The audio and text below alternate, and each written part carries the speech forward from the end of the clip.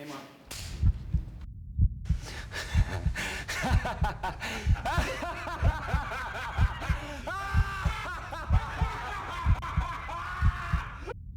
And this is 39 take 3. Hey, camera rolling, Mark. Good. Action. You're on camera now. Don't be a pussy. You can do that, right, David? I can't believe he said that, man. The only person I could really convince about this movie, about me doing Daredevil, was myself, to be honest. I mean, I knew I could do it. And I had to convince my wife and my friends and my partner, Gary Foster, and everybody I knew who also weren't sure if I could do it, quite frankly. And cut. Great. Print that. Got that.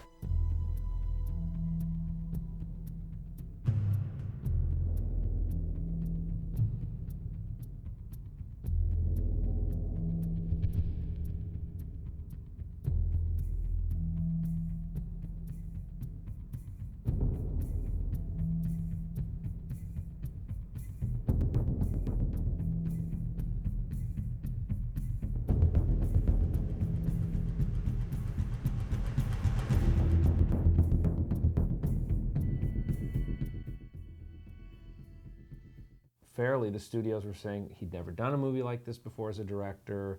Maybe we could get some A-list guy. And they were, you know, I put myself in their shoes. It's not an unfair thing to be thinking. Gary's a pest. Foster, single-mindedly, initially really out of his friendship and loyalty to his partner, to Mark, but then he became a geek himself and got caught in the excitement. Chris Columbus developed Daredevil for a while at Fox, and Avi had a relationship with Chris, and you know, Mark Steven Johnson, who's that? I remember Gary at one point said to me, just give up. You're not really going to keep trying. And I said, yeah, I'm going to go try it again. He was just like, Jesus, man, move on and do something else. As passionate as he is, it still needs a consensus, a group of people that are willing to say, I support this. So I was pretty, and I felt, you know, again, Mark Steven Johnson, Chris Columbus. Let's be honest. There's no way on the surface you're going to gravitate to the unknown. People would always say the same thing, he's blind. They'd always go, how can he do what he does? And I'd explain, and they go, I don't know, it's pretty goddamn weird. A guy dresses up like a devil, and he's a blind lawyer, you know? The biggest challenge is to look at the studio in the eyes and say to them, trust me. Why? Because it lasted for 40 years in the books. In adapting the comic to the movie, there's always like a couple of things that every filmmaker's got to face.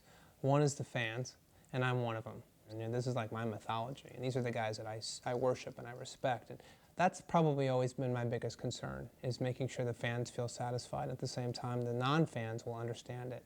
And the second thing is always the costume. Always, always the toughest thing to crack. This is the end. This is how it ends, folks. This is how and where. Good run. Decent career. Had fun. Had some pride at one time.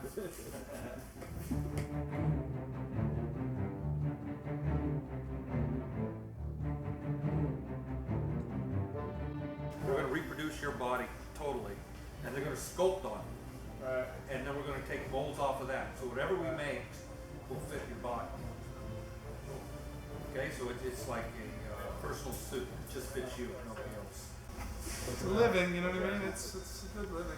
I know. Am I getting paid for today?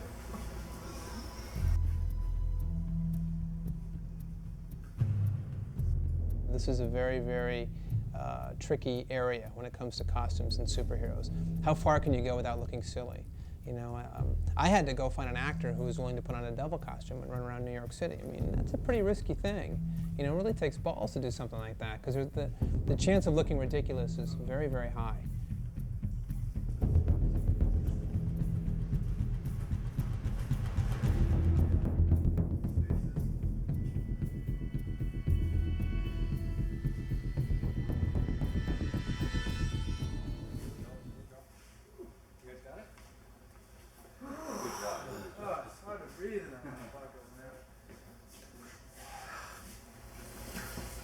You see if the front half tweaked a little bit, out and the back half tweaked a little bit in, then they would match up when we put the That mold would really two be halves hell together. If you did the top and the bottom together.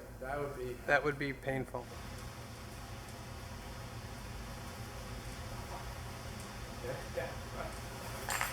Whoa. That is a trip.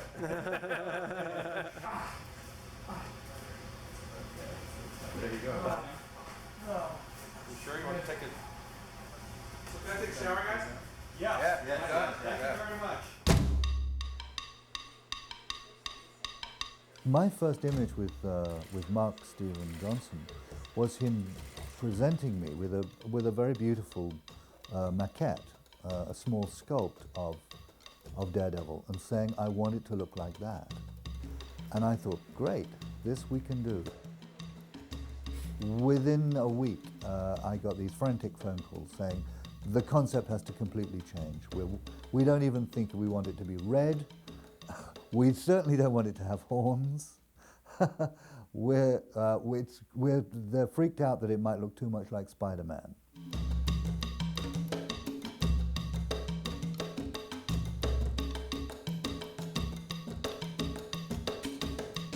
So all of this were the initial research for the red of Daredevil. Material, spandex, leather, net, made up, all the different techniques we could do, all the different faux techniques we could do of the pleated leather, the textured leather, silk screen, hand painting, as well as just figuring out what Daredevil's red is. We went through every shade of red there was. I can tell you that I once was driving along a freeway and I took a call from a group of executives sitting in a projection theater, winding a test piece of film backwards and forwards and having a 40-minute conversation about the color red. That's how crazy it got. We're working on Daredevil's mask, which is a leather-covered piece of vacuform that's made up in black first and then sort of dry brushed red. And then from there we'll take it and age it throughout the movie. This is the Ben final sculpt that's done in plaster and then drilled out so that they can vacuform and have the vacuform pull down onto the plaster. And you end up with not something like that we trim out, and then this then is covered in leather.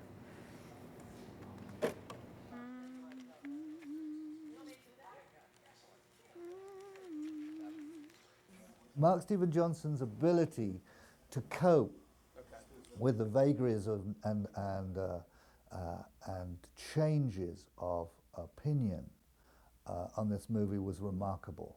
I'm so impressed with this young guy who can absorb that kind of pressure. And at some point you just feel like, you know, you're fucking Joan of Arc and you're hearing the voices. You're going insane.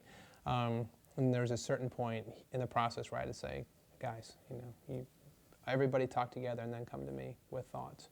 Because I have so much going on, there's so much to do, I cannot satisfy and listen to all these different opinions. Oh yeah, So the that's outside? what that's Okay. we thought rather than And then putting the the knives elbow? over the top. Pardon? But you like the elbow I pad. quite like the elbow pad. I thought it was too thick. This is too thick and too much, too bubbly. Glued, but it's riveted to the sleeve just below the muscle, so that the whole thing looks as though you shove. It's giving it a whole reason for pulling the sleeve up. I think you should, I don't know, I think Just they should cut be 'em cut off and just have them end and do something, I don't know, I just think, when these start rolling up, whenever we see guys with leather jackets that roll them up, I guess what we were trying to do was to get this idea to work. This idea of something that you yanked up for even higher. yeah, it doesn't make sense to me. So are you saying you don't want any of that? No, I think that we can still have some structure in this and go to the elbow pad, but I don't think that you need to have a big old system to hoist up his sleeve. You know what I'm saying? Okay. Then he's just like, wow, it's really hot in the kitchen. Whew, dying. This is great, you guys. Really badass. Really great. It's a collaboration when you're making a movie, especially when you're designing these kinds of characters. So the studio has a point of view, and other producers have a point of view, and the costume designer has a point of view, and the actor has a point of view. So we went through quite a series of ideas. Is Daredevil traditional? Is he completely untraditional? There was a conversation at one point, maybe he's a guy who just wears a sweatshirt and jeans and he's just, on the street as a vigilante thug.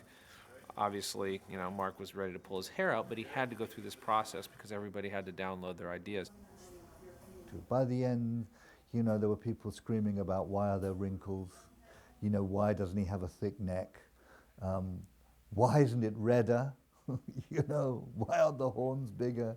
For somebody who supposedly is the man without fear, there was an awful lot of frightened people around. I would say realistically we spent about 7 or 8 months going through it. Ultimately, for the good of the movie, and I know Mark is happy about it, ultimately everybody realized that the traditional look of Daredevil had to be maintained.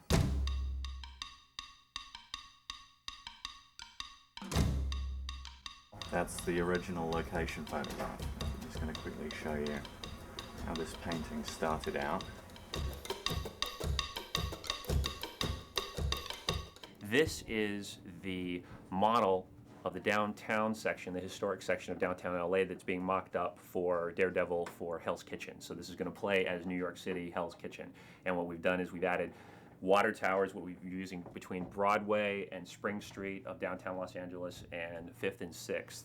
And we've added water towers because there aren't a lot of water towers here in Los Angeles, as we know, so we had to sort of mock up the skylines to make it look like downtown New York.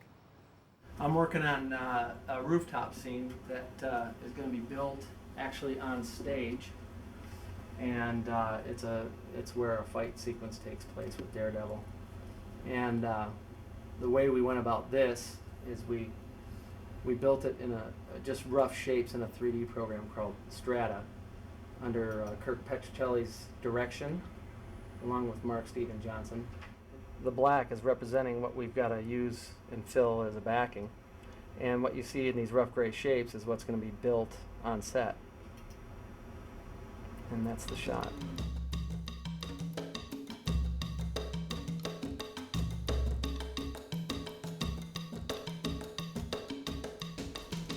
Zoom in on Daredevil walking down the stairs very menacingly. Speed.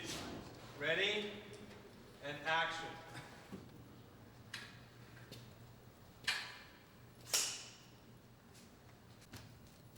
Here's the reality of the situation. We started this with a 61-day first unit schedule and a 28-day second unit schedule. It's not realistic when you have performance and when you have actors doing stunts that you're going to get a first unit done in 61 days. For me, especially, I'm already struggling because I've never made a movie this size. They wanted everything, but they didn't want to give us the days. And so what would happen is we would just get days as we needed them as we went, but with always that kind of pressure and threat of you're going over what was an unrealistic schedule to begin with. 3, 2, 1, swing! Well, I play Jose Quesada, and he is this sleazy, slimy, greasy, suave, sort of, I want to say horrible other bad words, but, you know, we'll keep it PG anyway. I said, what do you want? You know, and I do some horrible thing to some woman, and, you know, my relatives have to see me do these things. It's not easy. But he's the first to go. It's probably going to be my most glorious death.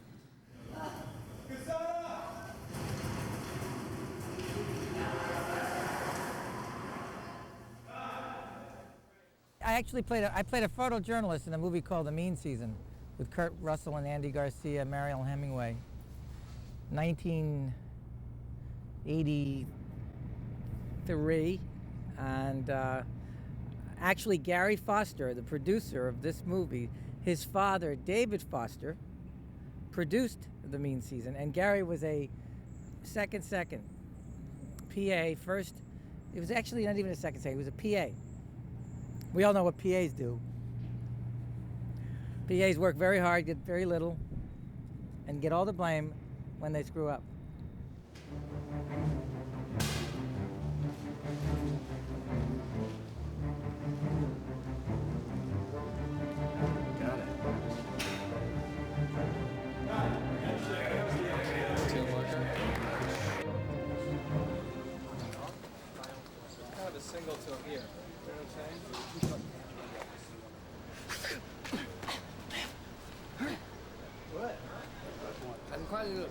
Too fast.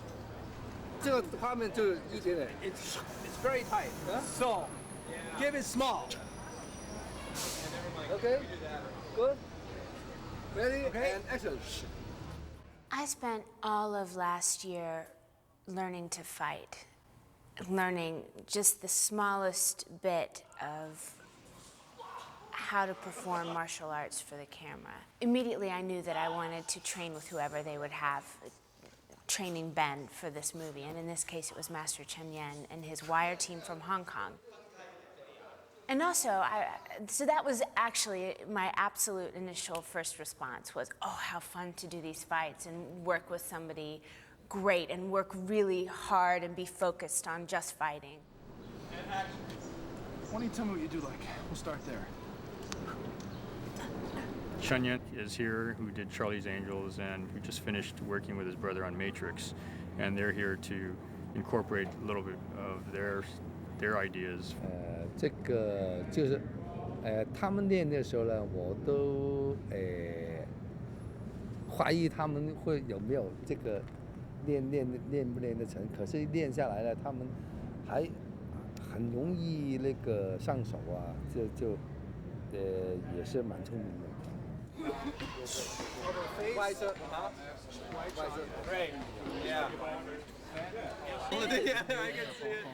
Jennifer, you're hooked up. I feel that I'm good. There we go. Okay, Shad, go ahead and just shoot.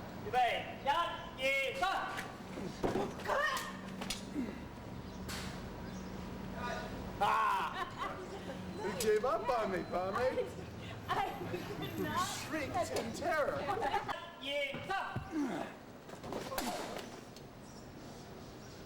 Don't burst into laughter. We were pretty serious about this fight, and actually, we did every bit of it. The stunt doubles didn't step in, even for an insert. It's all us. Every last flip and kick and every bruise that went along with it.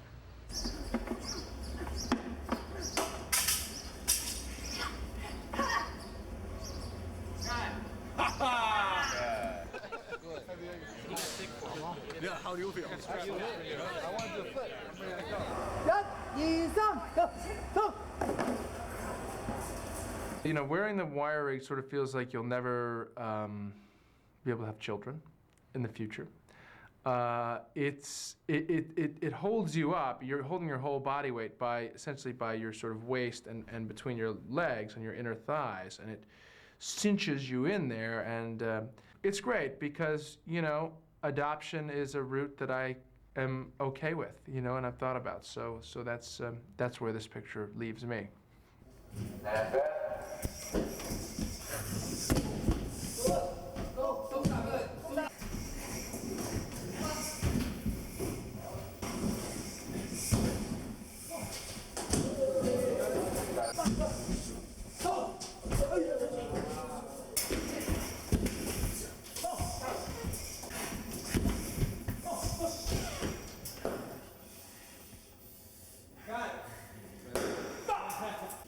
Hey Ben, everything in that one was perfect. Just the arms split up like this as you were landed.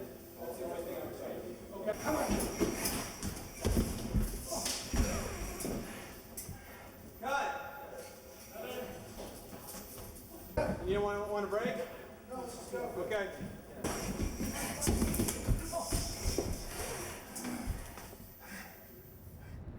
这个就也是尽量而已，不过就是痛肯定没办法的，肯定会有的。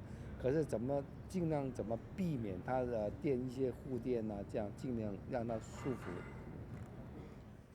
The Chinese, you know, the wire team, the Chinese guys, who are phenomenal, mad. You know, I've seen their tapes because what they do is they choreograph the fight scene and they shoot it in the gym, and then they take the tape and they show it to Mark and go, this is what we think the fight should be. So you get these guys in their tracksuit gear in the gym on wires, and they're doing all this stuff like the foot will come in and they're shooting themselves in the handy cam and be like, phew, what?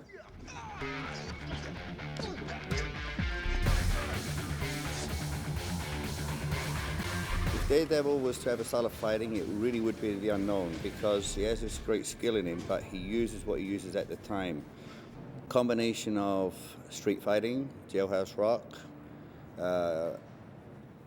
hand fighting from the various kung fu styles, boxing styles, capoeira, which is a Brazilian art. It is like this. Daredevil, the guy that when he's fighting, he'll get hit, but he will come back from it. And in the sense of how do I train Ben to take the hits, I got to be real. I got to hit him. So right now in my training with him, I'll crack a shot at his ribs or his stomach and punch him and kick him. And the director kind of likes this because the deal was in training him, because I believe fighting should be taken to an extreme level of reality. So with Daredevil, if he's going to take the hit, let's make the body prepared and the mind. But the frustrating part for Ben right now is I'm beating on him in so many different ways, and his frustration's in his face. But the key is when he starts on the movie, I'm going to say, now, let it go. See, he can't hit me back. He's not allowed to, because I'll be out of a job then. But really it is, you can frustrate an actor so much when you're training them, but you got to contain it, suppress it. Then when it's time to fight, say, now let it go.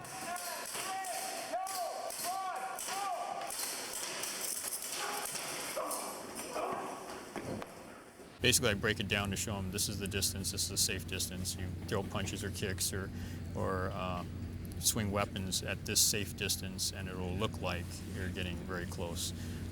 Then from there, I work with their natural talents that they have as a base and sort of expand on that and build on it to make it even pop and shine, you know, basically. Should we go to the second piece? Or do you want to do this 3 more times? Okay. It didn't happen overnight.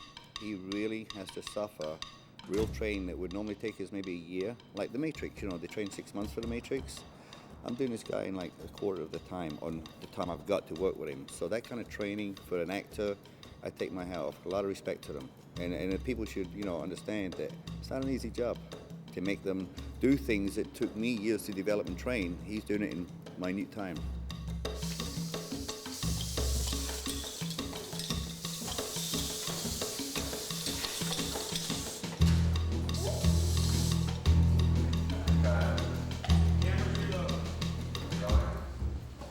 Jennifer is very proficient at using the size, and I can usually tell when an actor is usually uncomfortable or feels a little pressed by certain moves or feels a little uncomfortable with certain moves. So I'll tune into that and make an adjustment to make them feel more comfortable, or swap it out for a rubber or plastic weapon. But she's become very proficient at it and is very, very good at it. And I can usually tell within the first 10 or 15 minutes how I'm going to be able to work with an actor and how capable they are. Jen, if it feels punitive, you can just do the turn and then start twirling too. Maybe it feels better just to do a whip from there. Like that? Yeah, you can do one of those.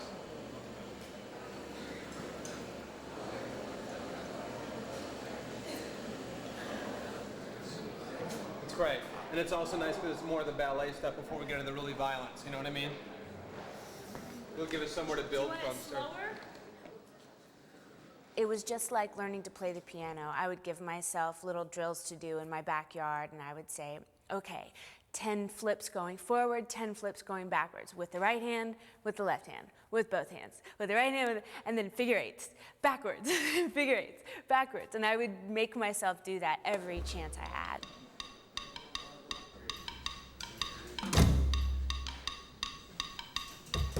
D-Mark.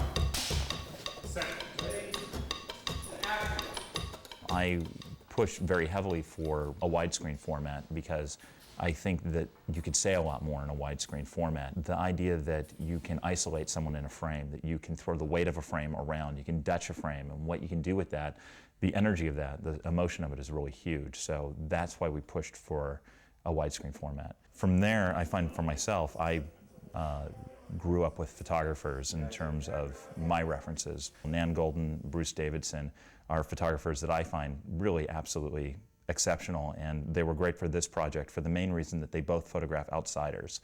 They both photograph people who don't live in the same reality that everyone else lives in, and somehow are isolated and different. To Mark's incredible credit, this guy wanted to know everything about what it was like to be blind. He wanted to know about how I could interact all the senses. He was fascinated with the machines I used, the reading machines and stuff that I used to communicate in a contemporary world. He was interested in all of my fears and phobias. Do you mind? No, it's just sometimes I think it makes other people uncomfortable, so I... There's a scene where Elektra and Matt Murdock are dancing at the ball, and some of the dialogue there was based on a conversation that Tom shared with us between he and his wife, and how she got dressed one night, you know, knowing that he would never see it, but she wanted to get dressed up for him, and it was very sweet, and so we used that. It was so beautiful for you. Right here, right this way. I've played a lot of characters that were actual living people, and what you learn from that experience, like Rocky Marciano, there's a certain responsibility you have to capturing their spirit, but by the same token, you have to bring life and bring yourself to it. Now, a comic book character, it's even more the case, because comic book characters tend to be very one-dimensional. And I think that in casting me and Ben together, you capture an aspect of the relationship that sort of reflects what's in the comic books, but brings a greater dimension to it. You know, we're really, Ben and I think, share a common sense of humor. And so, the chemistry on screen, I think, reflects that, because we're having a lot of fun together. Yeah, fine.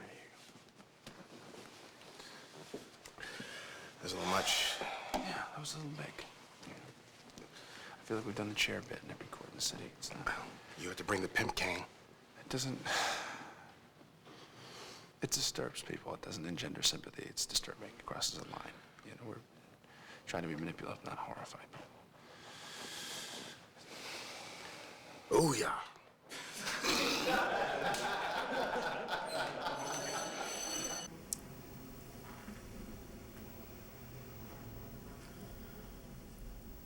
We spent a lot of time on the set joking around, and it's a fun set. Everybody really gets along well, which is not always the case. Doesn't always make for a great movie, but it certainly made for a great experience of shooting the film. Great. That's a cut. That was good. Even though he's an inquisitor, he's an actor asking questions, and that's what actors do. You see Jon Favreau at work. Go ahead, ask him some questions. Go ahead, throw him the puppy line. Just throw it to him. Yeah. What are we trying to find out here? I don't know. I'm trying to figure it out. What's up? How's it going? What's up, MTV? What's up? I don't like This it. is Project Greenlight. You think everything's Project Greenlight? Hudson's going to pay us in. Chronic? And as long as I could sort of bring a little bit of humor and a little bit of lightness to an otherwise heavy and dark piece, I think I've done my job. No. Which is really annoying. Hey, watch it! I got a blind guy going here. Use the crosswalk, asshole. I love this city. You want to do the crucifix? You want to do the first one in the morning? Do the crucifix. Do the crucifix? Do it once here, and then at the end, as a result of fucking the hands getting hit, it'll just automatically go into that. So Yeah. Twice You in wanna the do same this? church. Right. Mark Stephen Johnson, who wrote it, with such a labour of love for him, and he's got such passion about it, so that's great to be around.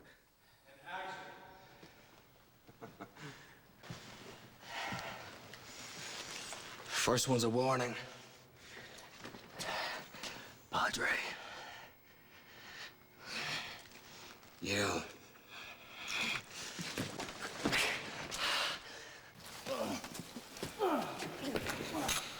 I mean, I read some of the character research. I read some of the comics Mark sent me when I went home to Dublin before I started work on it. Because there's not much preparation you can do for the part I'm playing. It's not constricted by the realms of reality, and you couldn't really, get into character or do some character research. What was I going to do? Go around the streets of fucking Los Angeles with a paperclip, killing people, and pencils, stabbing them in the neck. So I mean, the thing about this, which is why it's so much fun, is because I've never done a job like it, in the sense that you just check your subtlety in at the door, and be as camp and over the top as possible. I want a fucking costume.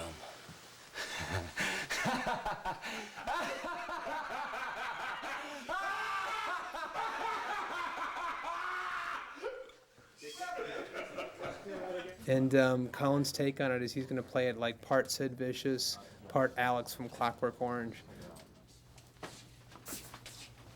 Really Irish piece of trash. Colin, a lot of people don't know he's even Irish because he's never done Irish. He always plays American. And so this will be the first film where he actually plays his own accent. It's a branding. I mean, it's John Jackson and Deborah who are doing the makeup. You know, they made it and they put it on every day. And if I sweat, it starts to bubble, so they have to fucking rip it off and put another one on. But it's great, man. I mean, feel it. Wow, it's very skin-like. Yeah, it's gelatin. But yeah, he would have just had a board and branded it. It's a branding. You know, it's not a tattoo. Or they were going to do a tattoo. I mean, you know, in the comic book, he's in a pair of blue fucking tights, and thank God they knocked that one on the head. And then they were going to have a tattoo, and then Mark decided it'd be better for, you know, the idea of him just branding himself.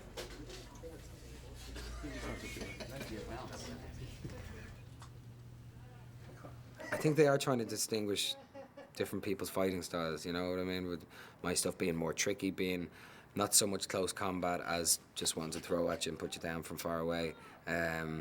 Jennifer and Ben's characters having much more similar fighting style than anyone else. And then, of course, there's fucking Michael Clark Duncan who could, you know, bust out a fart and you would just drop with the power of it because he's so huge. So I think he's about crushing. The only time I was drawn to the Daredevil comic books was when Kingpin was in it, because he was this big guy, he's a bald-headed guy, and he could fight really well for his size. Even though I wasn't that good at fighting, I still kind of drew to that character. So when Mark Steven Johnson came to me and said, "We want you to play the Kingpin," oh man, you try to be cool, you know, because you're in negotiations, so you don't want to know you really want the job. So you're like, yeah, well, I don't know. I got some other things going on. But inside, I'm like, yeah, oh, Kingpin, yes.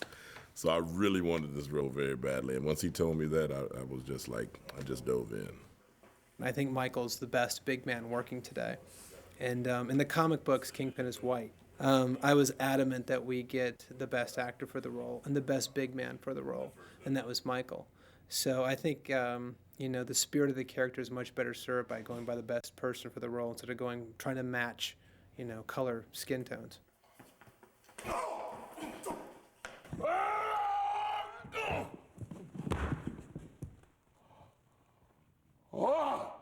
Well, first of all, Mark told me I had to gain weight because I was at 305 maybe when I met with Mark last year, and he said, well, you know, Kingpin's a big guy, so you got to at least get up to 335. I looked at him and I said, Michael, you're so skinny. You've got to gain 20 pounds easy. And he said, oh, man, call my manager. So we got his manager on the phone. He's like, listen to what he says. He puts me on the phone. And I had to tell her, you know, Michael's too skinny. I love him to do the part, but he's just too skinny. And she's just like, oh, my God, don't tell him that. And 3, 2, 1, go. You did like this, you got thrown, and was like, you know, because that'll look like, oh, that hurts. You know what I mean? Like the horn and the top of the helmet, like, doom. You know? So you like break it like this, you know, and kind of frame it. Like that. Yeah.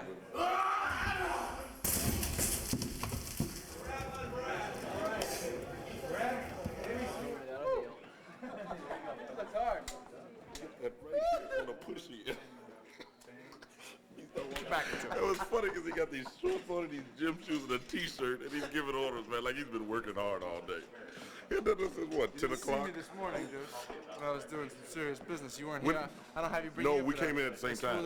We came in at the same time. Never mind. No. What did you do that I didn't do?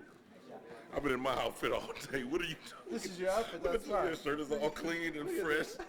No dirt on it. Nothing. Look at it. Okay, move. Look at it. There's nothing on you, man. Nothing, man. You're short. You're just like, yeah, man. Are you gonna do something today? I just want to know. And 3, 2, 1, go.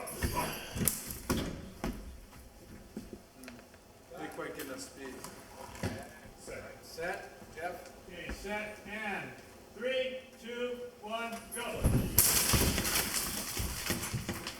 Cut it. Cut it. You see my head through the window already? The first one was kind of. First one was just like this. Everybody did like this. Look, hey, look. Okay. Okay. Nobody say nothing. I don't back to like this. That would be the best way. You would ain't say about 2, 3. And then you stood up like, yeah. A little bitty circle. I'm like, wait a minute, man. I know you gonna do that. Stand up like, yeah. You did it. You just said like, yeah. It was just one little. I said, oh, he got like this. I said, if he don't do that again, I'm a clown. Now the second was the ball. Because you did it like, oh. I'm like, okay. A lot of the so-called superheroes, you know, you see actors who are playing them, and they're tiny people. I mean, they're 5'9", or they're 5'8", or they're just, you don't believe it. A lot of people don't realize that about Ben. He's 6'3". He's a big guy. Every fight in the movie, every challenge that Daredevil overcomes, Mark and I talked about giving a different look to each of those in order to bring out something unique about each fight there. So as we go into Fist's office, you finally find Daredevil in a world that is absolutely unlike anything that he's used to. It's very reflective. There's windows, there's glass, there's stainless steel, which all reflects sounds and reverberates them and makes it very difficult for him to have any sense of what's going on in that room. The Fist set with Michael Clarke, we were concerned about everybody's comfort on the set, so we actually we heated the water also that was spraying on all the actors during that scene. Michael Clarke dealt with it pretty well. I mean, the floor it was like an ice skating ring. We had little bits of silicone representing the glass so that if they fell down, they wouldn't get hurt. So we replaced all the actual glass with silicone rubber glass, and that tended to be a little slippery along with the water.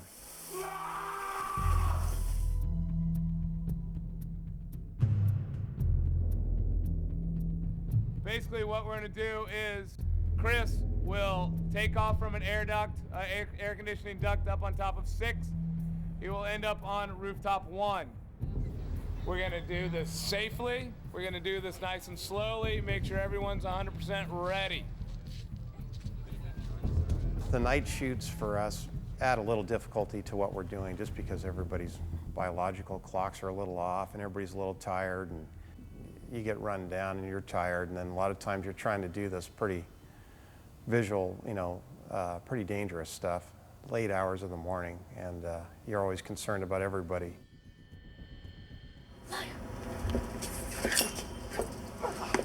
Oh, I got you right in the nuts. Oh! All right, bring in Daredevil number 2, please.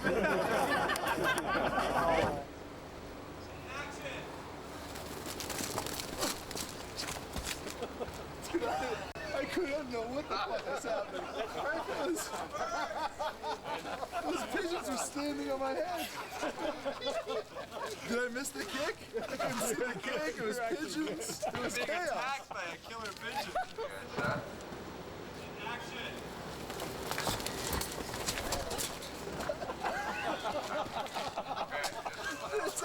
It's getting to be like a practical joke.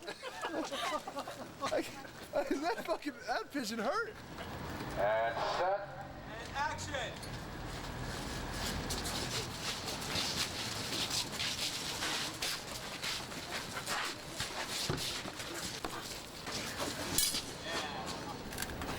Remember me, murderer?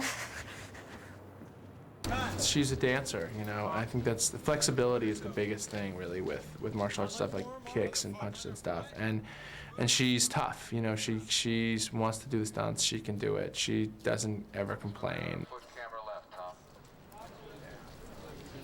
You guys are okay with it? You can make the first couple moves sort of faster. Sure. Let's just rehearse it real quick, okay? Because I also want to look closer together, but I want to be safe. So the first couple moves will be like. Ready? Yeah. See, the thing is, I gotta whip this out in the interim. Well, why don't I do one of these? You should pull it out. You should pull it out when you're. yeah, I'll pull it out when I'm down. you give her that beat to do the twirl though. That's good though, Jen, because it adds so much energy to it every time you do it. You can back up, and you can be backing up during this. Okay. I was messing with Jennifer Garner ever since I've been on the shoot. But once I saw her do that flip off the wall, I said, you know what, I'm gonna give it up to you. I said, I'm not messing with you anymore, because anybody that can run and do a flip off the wall is really good to me. I don't know if I'd be able to beat her up in real life. If the cameras weren't there, I'd say she'd kick my ass, man. She's a tough bird. Tough bird from all that A's and stuff, I'm sure.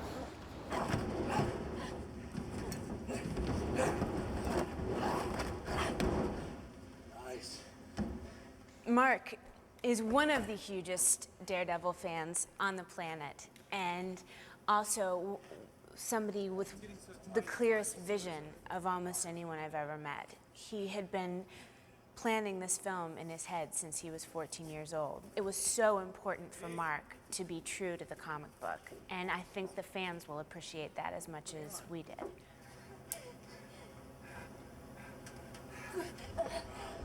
It sounds silly, but it was kind of the end of innocence when you were a kid reading about characters you loved and someone got murdered in the comics, and one of those characters dies. And it was really a new experience, you know, for you as a kid to realize that people can die in these stories. It was a big breakthrough in comics. That was from Frank Miller's era in the 80s.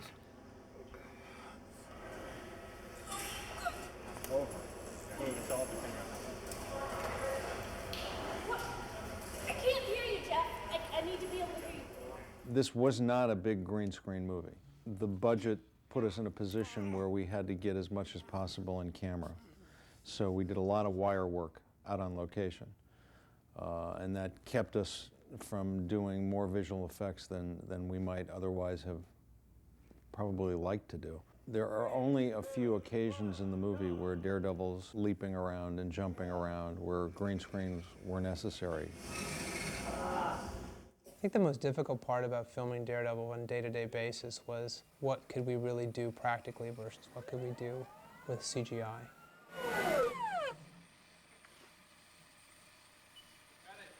When I started out, I wanted to have everything as realistic as possible. So that was always where we started from.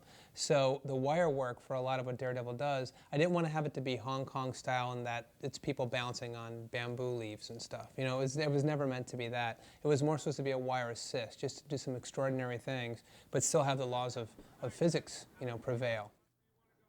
As great, as amazing as our wire team was, as amazing as the master was, and as amazing as Jeff Amata can be, it was just some things that we couldn't do, and that was really frustrating.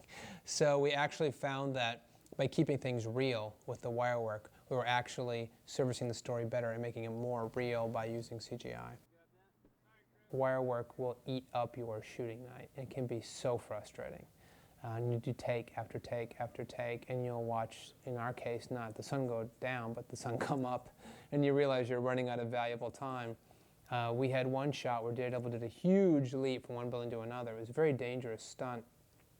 And rather than jumping like this, because of the nature of the wire work, he did this slide from one building to another, which is very unnatural. Of course, he would have just plummeted. That was one that we tried over and over and over for a couple nights in a row. And at the end, we never used it. We ended up using a CG character. And that, to me, was a big eye-opener. As great as wire work is, it has its limitations. And you have to know what they are, because it will really, really cost you. 3, 2, 1, go!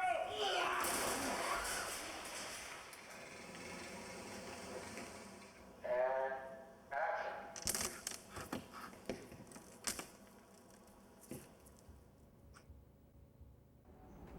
Everything's been on a freight train for February 14th, and so any additional photography's got to be done soon before it gets too cold for New York. It's supposed to be late summer, this movie, late summer going into fall by the end, and it's going to be winter by the time we get to New York, so. Snap it, started earlier. Now, in your clean plate, do you have bullseye This in yeah. it? The You front do? head Okay, on good. this? Oh, so you don't go all the way in anymore. We had to cut it because it looked so wanky. So, this is actually this is no closer than that one where he's It's laying on not. the rooftop. No, I know. That's why I'm saying put it on the list. I can't It's look just at it an anymore. addition. I just hate it. Yeah. Next sequence. These pipes here, terrible paint job here, which I was guaranteed would look like hollow pipes. And as you can see, it looks like they're fighting on a giant wind chime or xylophone.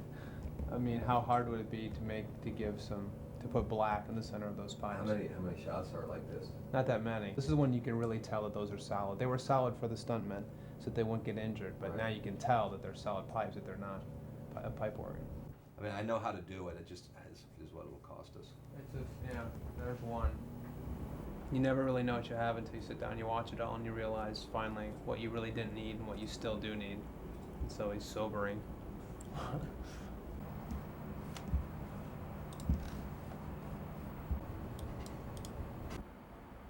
3 minutes gone.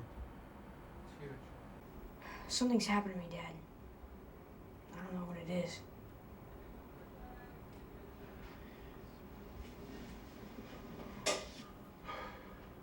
I'm sorry, Maddie. I'm so sorry.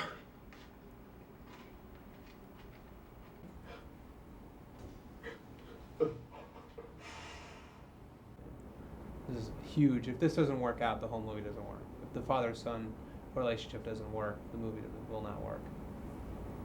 And I feel that strongly about it, so that's why we spent so much time trying to get this origin story right.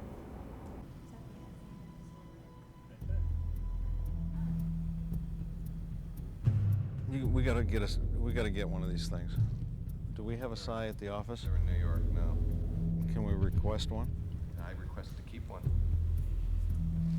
I was told no. Just tell him I really need a Psy. Tell him I'm having emotional problems with these 2 Psy shots, and Rich needs a Psy for his Halloween costume. we have a photoreal look to this movie, unlike some others. So we don't get away with anything. That's a challenge. I mean, there's always a little license paid to movies that deal with fantasy. God, that doesn't work. If you watch how it animates now, it almost looks like he's seeing it. It also looks like he's looking up at it. You know what? He shouldn't have looked up. I know. Could have been great if he was just looking right at camera the whole time. Yep. All right, let's do a CG head replacement. ED8804 307. Oh, that's gotta hurt. Amazing what Jennifer will do for a movie, huh? So I think everything needs to be brightened up. I think the specularity's gotta be nice and crisp, and the shinier it is, the more frightening it's gonna look. We've essentially created a CG stuntman that looks like Ben. I mean, if it all looks great, but he's animated funny, doesn't work. If he's animated great, but he doesn't look real, you don't get away with that. Let's say the animation and he looks real, but the backgrounds he's being put over don't look real, you don't get away with that. So we have to nail everything on this movie. We need to work on him a bit. If I were getting pulled, if he were getting pulled, he's got to have a serious yank. He's got to have a serious yank, and then he needs to pull himself up. I'm not seeing any stress on his arm, on his shoulder. I need a prop. Let's just go forward to that frame. Just go frame by frame. If this were to be real and it was actually locked into the fan, the first thing that would happen, he would have no control of it. He's not that strong. This would go. That would go first. The gag is he's pulling himself up. So we have to sell that first. In 4 frames, there's no way he'd have control of his body. So we're sort of Jones in the joke here. Essentially what I'm working on is the visual interpretation of the way our blind superhero Daredevil sees. He uses echolocation like a bat or a dolphin, and he essentially sees aurally. So we need to convey what he hears or sees to the audience visually, and the way we're doing that is a series of shots called Shadow World. In terms of trying to get something that's digitally created inside a computer to look real, it's all about time. So when you start getting down to 2 months, a month, 2 weeks, that's when it starts to get very hairy, because no matter how great your ideas are and how sharp you are and intuitive you are about what it takes to make it look better, you're now running out of time. Typically, you'll either run out of time, and typically you'll do both. You'll run out of time, you'll run out of money. But either one is just as devastating, because if shots take the time they take.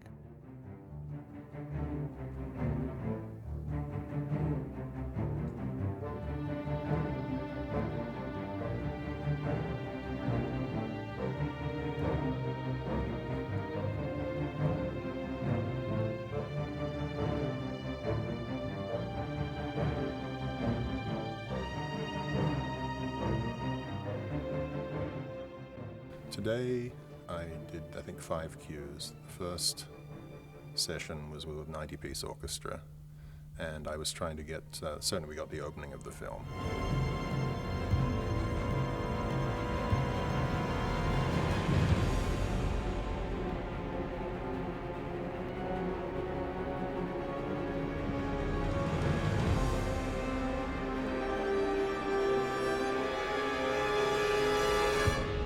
I love this process of recording with real players. It's never loud enough. I mean, there's a classic story about Mahler when he went to Niagara and he stood there and he says, "At last, fortissimo," you know. And I feel like that. It's like, play louder. It's something you never can generate unless you have all the real people doing it. I think I had 12 horns today, which is an excessive number, but it sounds fantastic when you're playing a hero theme.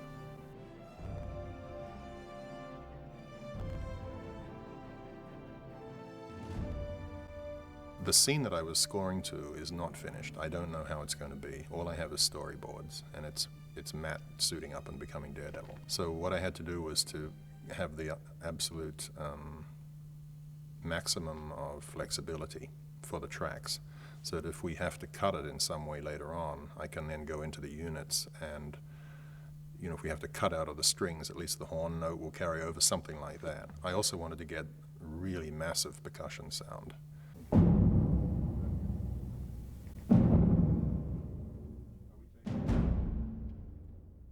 And we can now use those percussion tracks and treat them like we would a rock and roll track, you know, massive reverb and compression and so on, which we wouldn't be able to do if everybody else was playing because it would affect the strings and the horns. So essentially the emotion I'm trying to get at is just grandeur, you know, the biggest possible bang for the buck, and you can't get it when an orchestra is playing all at once.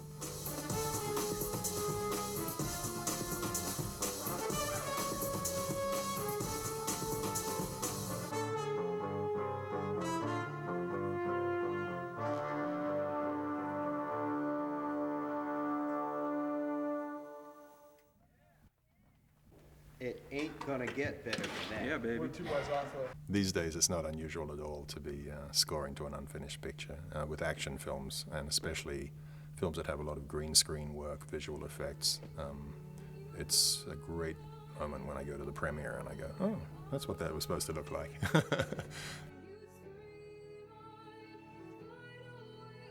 I'm sure the people that design all the equipment we work with do so with the idea that they're also going to save us time. But when you put 80 of these time savers in a row, they always end up costing you time for some reason, and nothing ever quite works. So today we couldn't, the orchestra when they play along, 1, 2, 3, 4, 5. we have click tracks designed so that the orchestra is playing exactly in time with everything that we've seen on the screen. So every cut, every eyebrow raise, every twirl is hit with some musical element. The way I score tends to be a cross between big movie scoring and almost cartoon scoring, because I think with action you want to accentuate every little move, everything that happens. Some composers don't, I like to. The clicks were not in time with all the backing tracks that I'd created. I'm trying to sync in my cans with the track and the click. It's off. Half what you hear on the final version is something that I've created in my own studio, all the percussion and everything.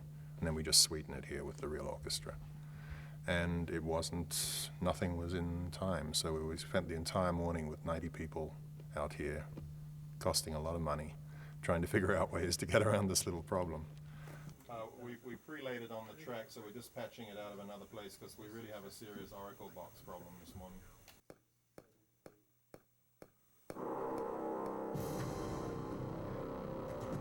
Plus, just tell me how many free clicks.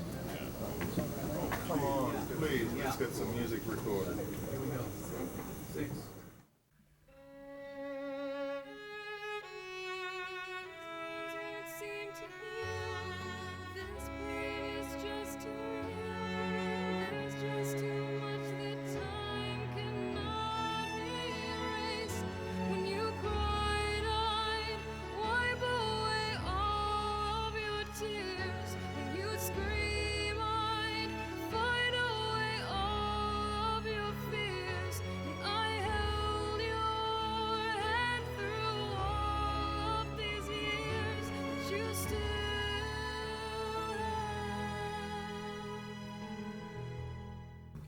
Yes, it is a tragic and a pretty dark film, but that's kind of what everybody thinks of me as a writer doing. And I love writing deep emotion within a fairly fantasy genre. You know, really tug at the heartstrings when we need to do that.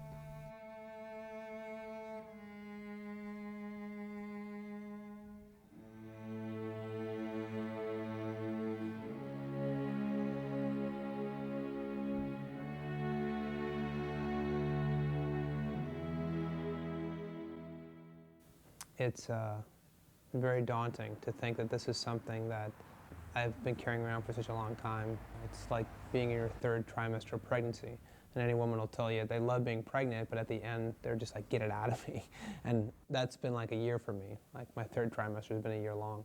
And I'm anxious to get it out, and at the same time, I'm really protective of it. And I want people to treat it kindly. And I know some people won't, and it's just the nature of it. But I feel very, very protective of the movie. And I feel a responsibility to the studio that it does well financially. I feel responsibility to the fans that it be true to the spirit of the comic, and responsibility to myself for how much I've had to sacrifice to make this movie, a time away from my kids and my wife and my friends. And I really don't know if people will understand it, a lot of people, because the movie's, marketing will sell it as a Spider-Man type of film, or, very pop, very fun, and there is some fun too, but it's a heavy story. And it's the real life world of a superhero. To me, that's interesting. I don't know if anybody else will find it interesting. I'm hoping so. But again, at least it's true to what I wanted to do. And that's, all you can ask in the end, so.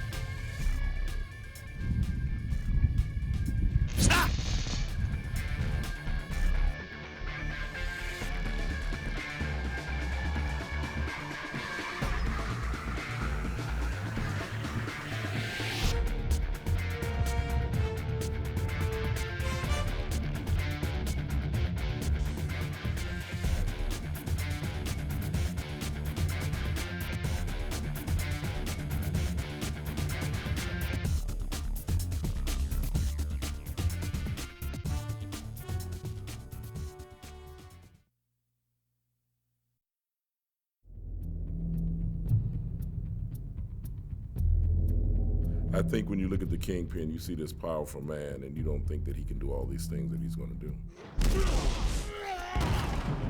You don't think of him as being a fighter because you think he's going to be slow. This guy is supposed to be 6'7", like almost 400 pounds, so you naturally think he's going to be too slow for Daredevil. But actually, he's faster than Daredevil. His speed, his quickness, his agility are all things that you would not see in a man my size. So when the Daredevil and Kingpin fight, the Daredevil is kind of thrown off because Kingpin is just as quick as he is, which makes it very difficult. Plus, he's stronger, way stronger than Daredevil. So, basically, Ben Affleck gets his butt whooped. That's that's the best way I can put it. I don't believe it. I haven't seen him in his Daredevil outfit yet. That's what I'm gonna have to get used to, because I think I'm gonna laugh. In fact, I know I'm gonna laugh because he'll have those two little bitty pointy things on his head, so that's gonna make me laugh right there.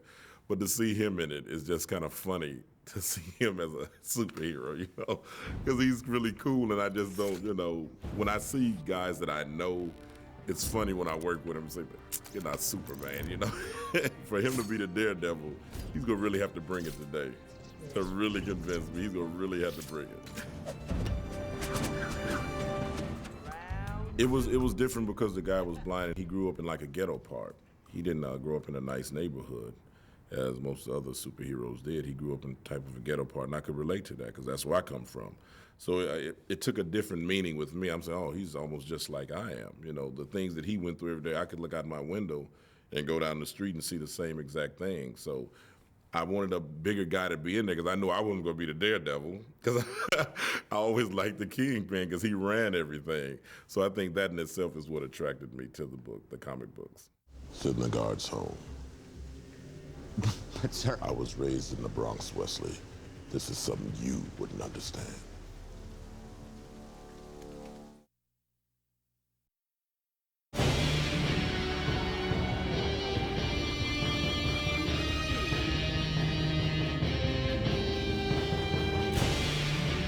When you shoot a movie, you hope you know what you have from dailies, from the script, from the set.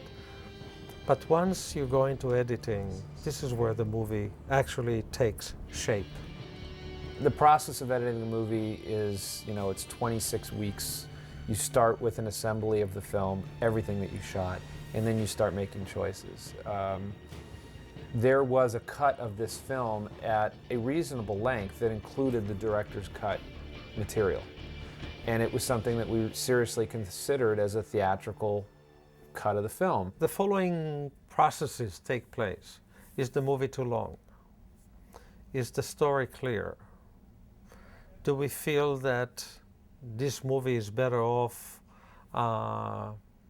without certain elements? And sometimes these are good decisions for the big screen. What's more valuable? A quick-paced, fast-moving movie, or a fuller content that might have some slower moments? As we go through and make this pace cut, I think we got to eliminate those pauses as much as possible. I agree. Unless they're there for a real dramatic effect. That one to me wasn't, it's not necessary. My personal feeling is I was advocating speed over well shot, well acted, well directed, well performed scenes, but that we're going to overall slow down the movement of the film. I don't think in the commercial marketplace that, you know, the intellectual content necessarily is as important as the quick, exciting experience of this kind of a movie. Avi had this whole thing about smelling the salt going into the thing. I mean, you could go from this right to him sinking into the tub. Not do that. I love the theatrical cut. I love the movie, but it is a flawed movie, I think. After putting so much work into it and writing so many drafts of it and being so close to it, that it's easy to forget some of the things that got you in the first place. One of the things I always loved about Matt Murdock was how he'd stand up for the little guy. You know, how he'd be able to take the case nobody else would take, and how he'd be able to use his senses as like a blind detective. And also about how the Kingpin was coming into his neighborhood and starting to take over. That was all stuff that was really integral for me in the story. And all of that, almost all of it, got cut out of the movie just for pace, you know, which I understand. I mean, the studio wanted the movie to come in at under 100 minutes and just to move.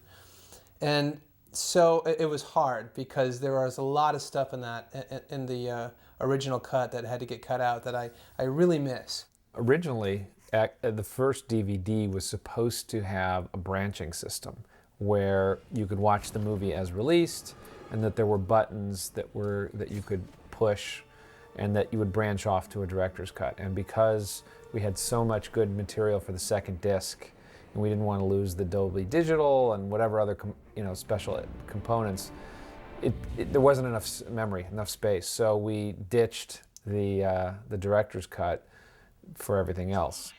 That cut was saved in the Avid, and when we knew that we were going to do a director's cut DVD, that cut was re-examined, polished, and then we went on to the mixing stage and finished it as if we were finishing it for a theatrical film. So it is the director's cut version. It's not something that was put together long after the fact.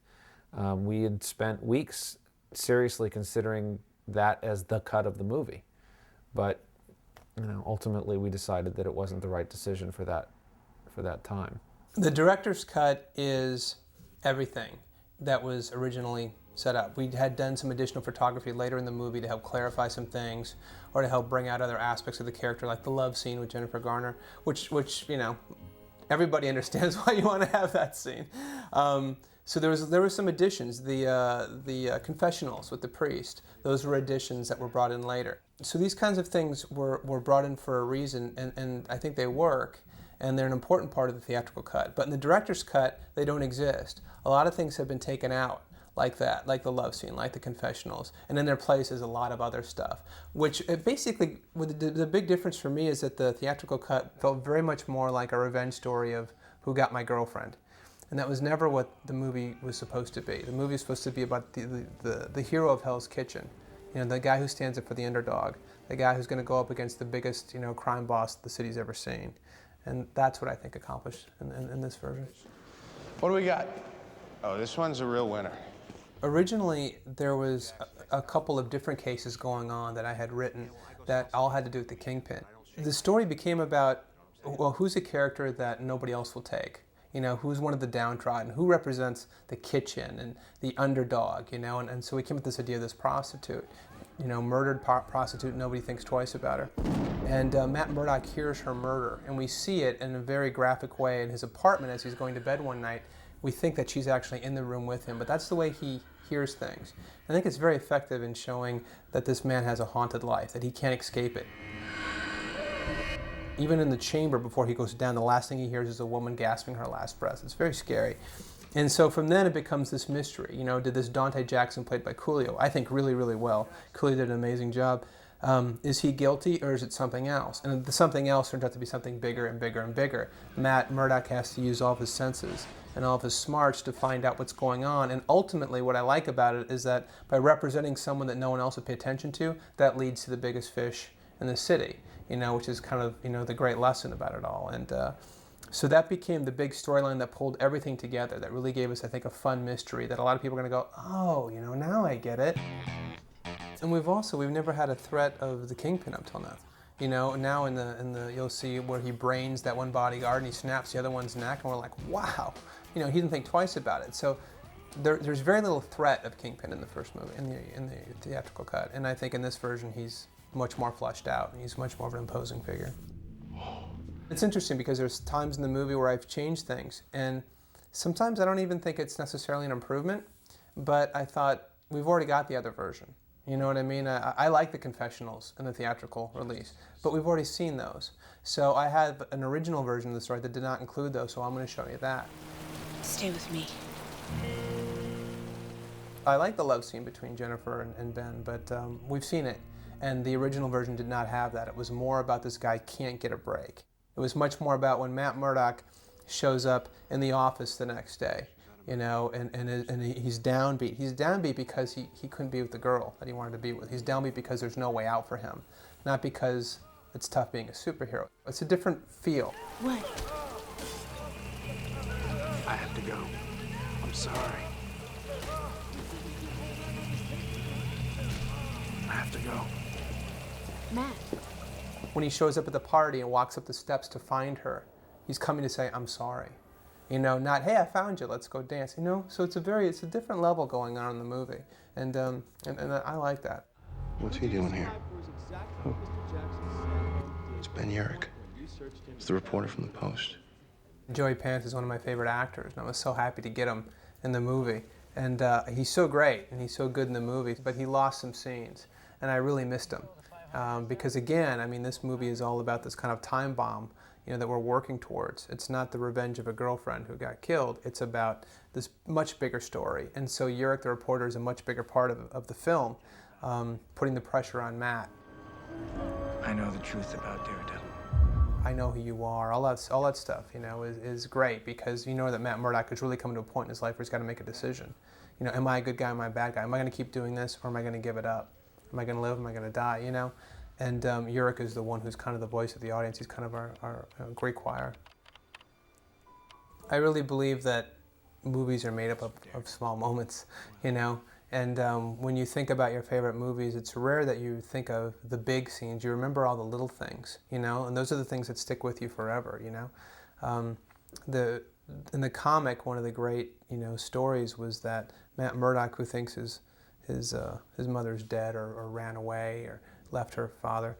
His father is actually a nun and has been watching over him in a way to help with that whole tortured Catholic, side of Daredevil, which is so great. And but of course I don't have time to explain that in the movie. So it was just done in, I think, a very subtle, beautiful way of the nun visiting him as a boy and him reaching up with his eyes blindfolded and he feels the crucifix. And for the fans, they love it. I remember telling Frank Miller that I had this scene and I had to cut it out, and Frank was going, "Oh, you're breaking my heart, man."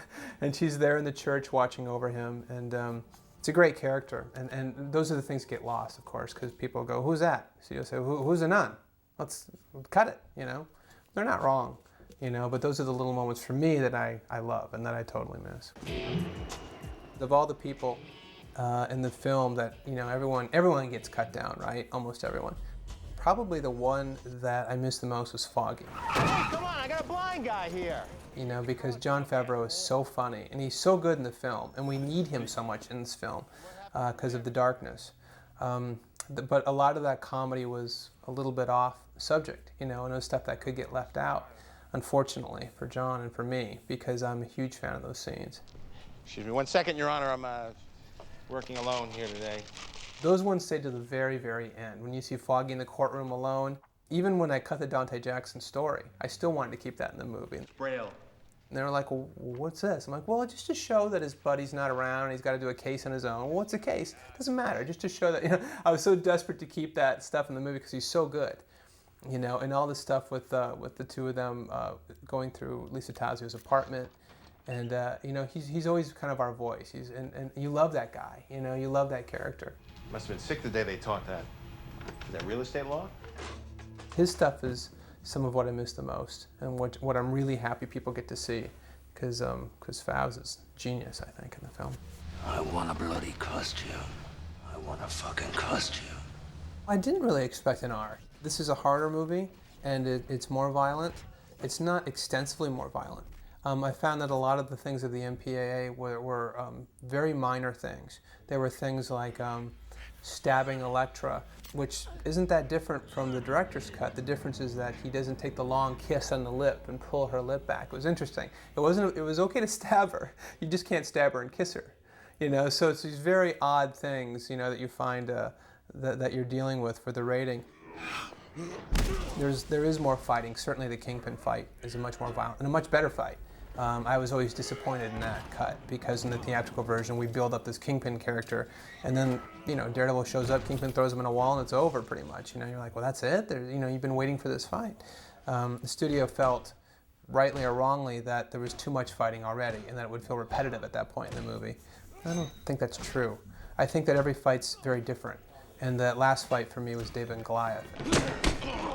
I think it's an overall darker tone, to be honest, and that's why we got the R. The feel of it is very eerie and I think very effective. And investigating her life in that case, it's all very kind of mysterious, so it gives you a darker tone. There's nothing more violent in it. It's just, I think it's a little bit more true to the original concept of the movie. I was mixing the director's cut and some people came in from the hallway at Fox and they were watching some of the engineers and they were like, "Oh, okay, now I get it." And it was pretty soon a crowd began to fill around the doorway because a lot of holes were being filled in for people. And a lot of people were saying, "Why did you cut that? Oh, why'd you cut that?" It's always the hardest thing as a director when people look at you and go, what'd you do that for? Yeah, I appreciate everything, man. It's tough because the criticism that I have heard of the movie has been mostly that there's not enough story, which is why I'm so glad that there's a director's cut. This is like the story version of the story, So that's hard. It's always hard to hear criticisms of something that are probably right and that you have to agree with on some level. Ultimately, at the end of the day, you make decisions and you have a cut of the movie. Some you agree with, some with you don't, but that's the movie. I think there's value as a lover of film, as a lover of certain actors and actresses, as a Daredevil fan, to see some of the other ideas that were thought about that weren't ultimately chosen to be in the final theatrical cut of the film. I think that's a fun, interesting experience, but that's not the movie. The movie is Daredevil that was released last year in the theaters, and you can buy on the other DVD. That's, again, that's how I feel, and I do think it's a better cut. I trust the work that we did then. that's the luxury of the DVD business. DVDs are there not only to deliver the movie, but to deliver the extras. And direct-to-cut is a luxury that this industry affords us to do. And I think people will love it in its entirety. And now people can see it. So it's wonderful. I know that some people will prefer the theatrical, and I think a lot of people will prefer the director's cut. It just depends what you like in your movie. It depends if you want something that's in and out, 90 minutes, good time, or do you want to be able to take your time and get more into a story and be willing to go more on this hero's journey. I think people will find it very interesting, and ultimately we'll have to decide, which version they like more. How am I gonna find you? You won't.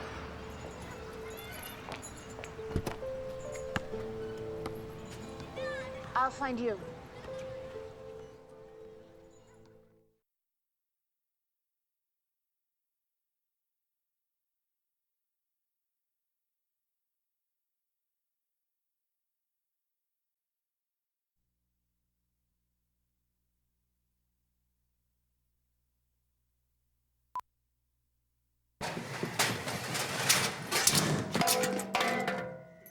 I thought I was going out. Look, I don't care if you're running around at night in a leather mask with a zipper over the mouth and hitting all the bars I've never heard of, okay? I'm still gonna be your friend. I'm not gonna judge you. I have something I want to show you. It's a body part. As a friend, I just feel like a booty call. It's like I'm available to you, and then whenever I need you, you're not there. And can I just ask you something else? How do you know when you're done wiping your ass?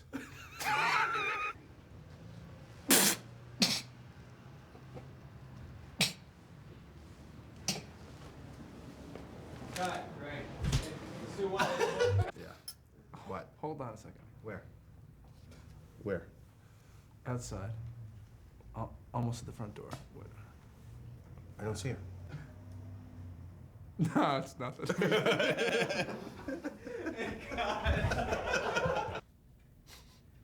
No, I don't think it's.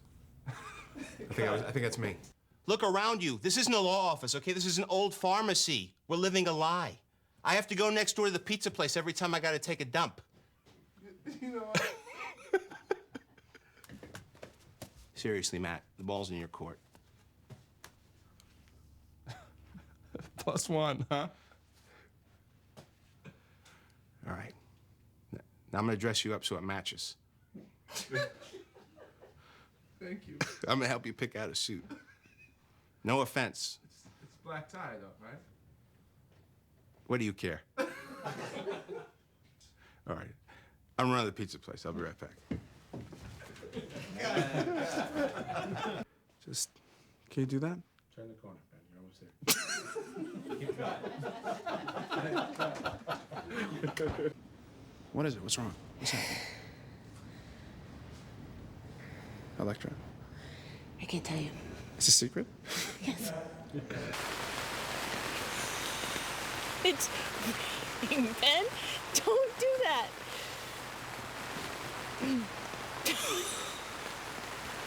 Misery. Hang on.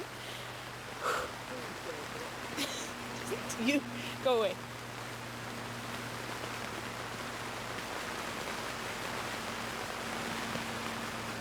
I will not be a victim again.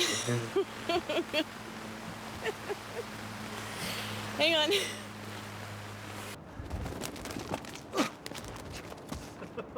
Dude, I couldn't know what.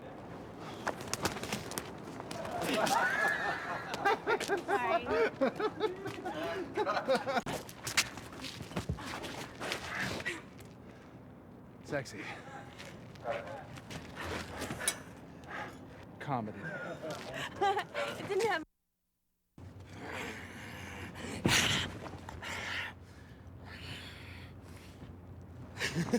Let me at her. Let me at her. I'm fucking effective at one hand, but come on. What the hell are you playing at, Matt? He didn't come here for forgiveness. Justice. And forgotten me fucking name. Oh, you fucking Oh, Jesus, fucking me. No, nothing, I haven't priest. fucking Fuck you. Oh, fuck it, I go down. Fuck you. Go to a better priest. Close the fucking door. Shut the fucking door. Just make sure you stay on the right side, son. I can't say on too. I never said fuck you in there.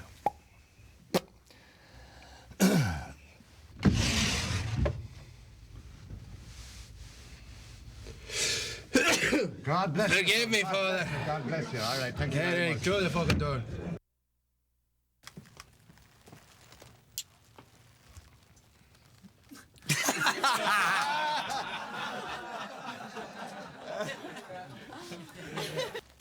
God bless you. Pain in the ass. Irish people say arse. Fuck. Fuck. Fuck. Bullseye's Irish. I'm always playing American. Fucking confusing.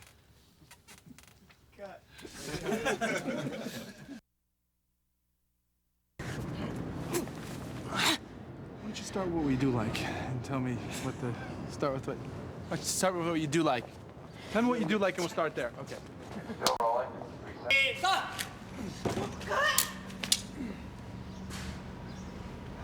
Ah! You gave up on me, Pommy. You shrieked in terror. As soon as you said, yeah.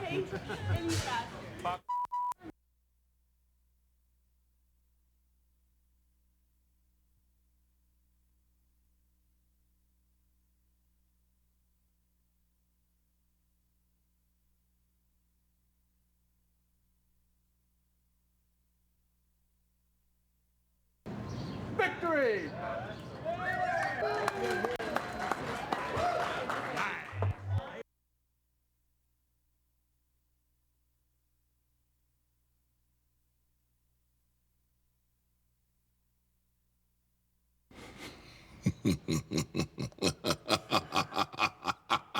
Ha ha